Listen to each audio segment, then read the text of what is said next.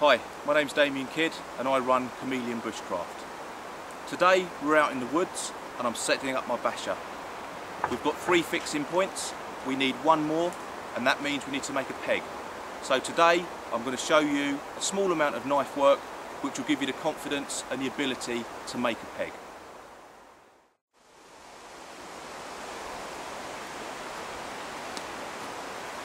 Okay, so here we've got our basher. We've got 3 good fixing points on each corner at the moment. We're now looking for the 4th fixing, which is going to be pegged in the floor just away. If you didn't want to go so far with the guy rope, what you could do is you could introduce an upright, which is just a stick that was found on the floor, and from here you could peg much closer, maybe if you haven't got so much guy rope to use. We're not going to do this. We're going to release this stick and we're going to peg off down to the ground to around about here. We've got some young saplings around, but we're not going to tie off to the young saplings. We don't want to damage them, we don't want to break them, and if it does get quite windy in the night, it's quite possible that we could uproot them if we tie off to them.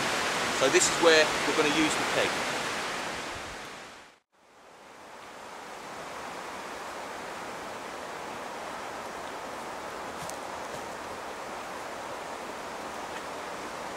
Okay, so let's look at what we need to make our peg. We're going to need our knife, we're going to need a batten. Now this is just a piece of wood that was around on the floor. I've obviously cut it to size. Our batten's going to be for 2 uses. It's going to be to make a stop cut in the peg, which obviously I'll show you, and it's also going to be for banging our peg into the ground. And we're going to need our piece of timber, which is going to become our peg. Now in this case I've used a piece of sweet chestnut. And I've used sweet chestnut because when you harvest it, it's a fast growing plant, so a fast growing tree, so it will grow back vigorously and we've not done any damage. Okay, so first of all we're going to look at the piece of timber that's going to become our peg. A couple of things I'm looking for is knots. Now knots can be very difficult to cut through with your knife and it can make things quite difficult. So looking at this piece of timber, we have got knots on this end, but we've got a knot-free area on this end. So this end will become our point, because that's going to have the most work done on it. Okay, so we're going to take our knife, and first of all, we're going to create the point. Now we can do this several ways. We can sit down, and we can put our elbows on our knees, keeping our whole body behind the knife blade. And we can move around, taking pieces off. Another way we can do this is to stand up, and exactly the same way we can lock the back end of the peg in between our arm and our body, holding it steady, and we can use our knife again, moving away, keeping our whole body behind the blade. And the third way, which is probably the best way, we can rest it on a good firm working surface. This is nice and firm, it's not going to fall over. I'm going to turn my body side on and I'm going to use the knife in a downward motion, and the block will stop it every time, avoiding the knife slipping out or coming into my leg. So the work is between my leg and the knife. So now we're just going to make some nice strong cuts, moving the work, not the knife, rolling the work round,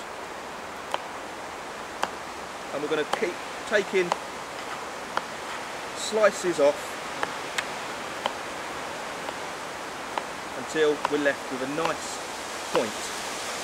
At some stage you might want to lift this work up and just finish the point off in the air. So we're just going to lock that, and we're just going to take the last few slices off, and what this has done, this has given us a nice sharp point on the end of the peg. Now this point is quite fragile, so to stop it breaking when we're banging it into the floor, we're going to just nick off the very sharp point to produce a dull point. Now this won't break when we bang it into the floor. So now we're going to turn the work round because we need to work on the other end. We've got 2 jobs to do on this at the moment. First of all, we need to create the notch, which is where your guy line will catch and it will stay where you put it. Then we need to chamfer off the top end to stop the peg splitting when you bang it into the floor. So let's look at the notch first. So what we're going to do to create the notch, we're going to put the work on the hard surface. We're going to use our batten. We're going to keep the knife at 90 degrees to ourselves. We're going to choose an area where there's no knots and we're going to put in the stop cut. So all I'm going to do is batten my knife up to halfway through the timber, but much better just a third of the way through. A couple of taps and that will be enough. So what I've done is I've actually bashed my knife into the timber just about a third, just maybe a bit more through the timber. And from that point we'll release the knife. This is our stop cut, and how the stop cut works, we're going to use the reinforced grip where I push with my thumb while controlling the knife with my other hand, and we're just going to take small slithers off, but each slither will stop at the cut which I battened in earlier, and that's why it's called a stop cut, because it is stopping you cutting any further. And by doing this we're just taking very, very small slithers off, and you know when you're down to the end of the notch because all of a sudden the pieces, the slithers that are coming away aren't actually releasing from the wood. So we then just need to release those and clean them out, and we've now created a notch. So now we've created our notch, we've cut our stop cut in, we've now taken away the slithers working up to the stop cut, and that's our notch. The next job we need to do is chamfer the top. If you don't chamfer the top, when you're battening down onto this top, you'll find that the edges start to split out and the whole piece of timber will start to split away, and it could be that you need to make a new peg. So how we're going to do that, we're going to lock the peg under our arm, we're going to use the knife again reinforced, so we're pushing with our thumb, and we're just going to work round the top of the peg.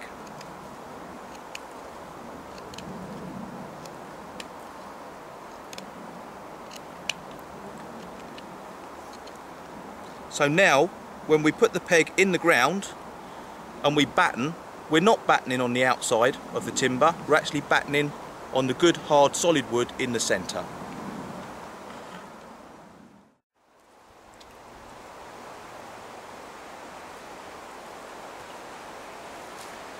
Okay, so we've made our peg and we've got our batten.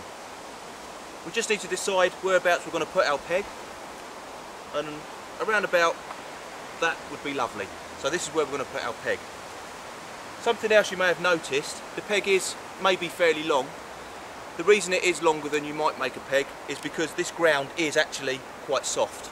With the woodland that we're in, coniferous woodland, we do get a layer on the top which obviously won't take any stress or pulling, so we need to go a little bit deeper. So we've got our peg, we're going to put it in the floor, and now we're going to use our batten and we're going to bang the peg in.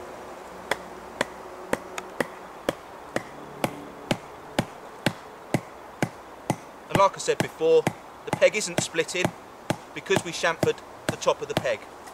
So we've still got a lovely peg and it's not split out at all. Okay, so our peg's firmly in the ground now.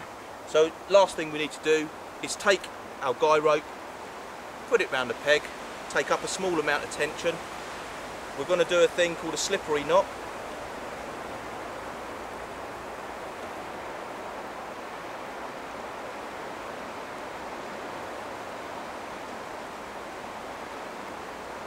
Going to tie off the loose end, and then we'll take up the tension,